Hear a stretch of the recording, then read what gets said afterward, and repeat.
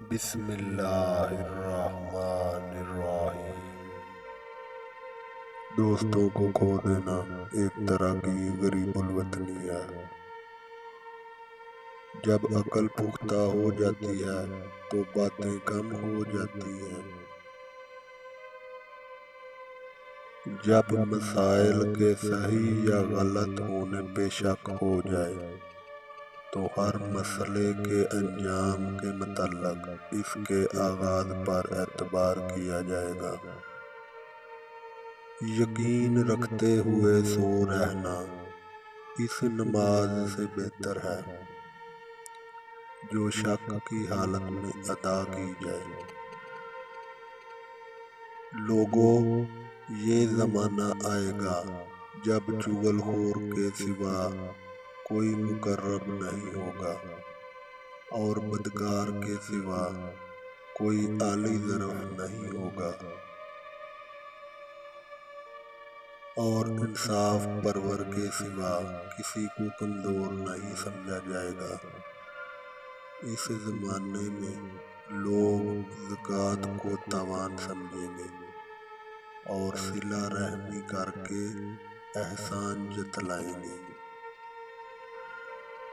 عبادت اس لیے کریں گے کہ فضیلت میں دوسروں سے بالاتر سمجھے جائیں۔ چنانچہ جب وہ زمانہ آئے گا تو حکومت عورتوں کے مشورے، لڑکوں کی امارات اور ہجڑوں کے بل بوتے پر ہوگی۔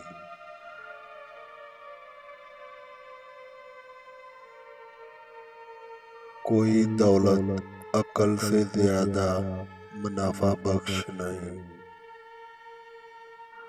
اور کوئی تنہائی خود پسندی سے بڑھ کر وحشت ناک نہیں،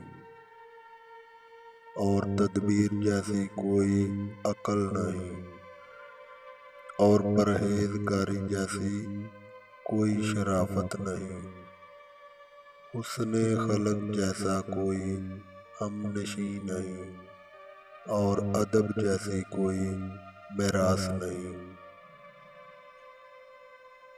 جب زمانہ اور اہل زمانہ پر امن کی فرمانروائی ہو، اور کوئی کسی ایسے شخص سے بدگمانی رکھے جس کا رسوا کن فعل منظر عام پر نہ آیا ہو، تو یقین کر لو کہ اس نے ظلم کیا۔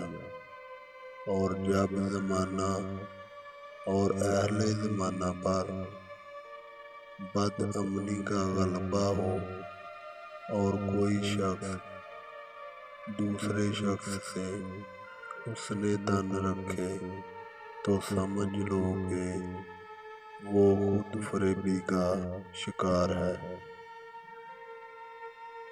دنیا کی مثال سانپ کے جیسی ہے، جسے چھوئیں تو نرم لگتا ہے مگر اس کے اندر زہر قاتل ہوتا ہے۔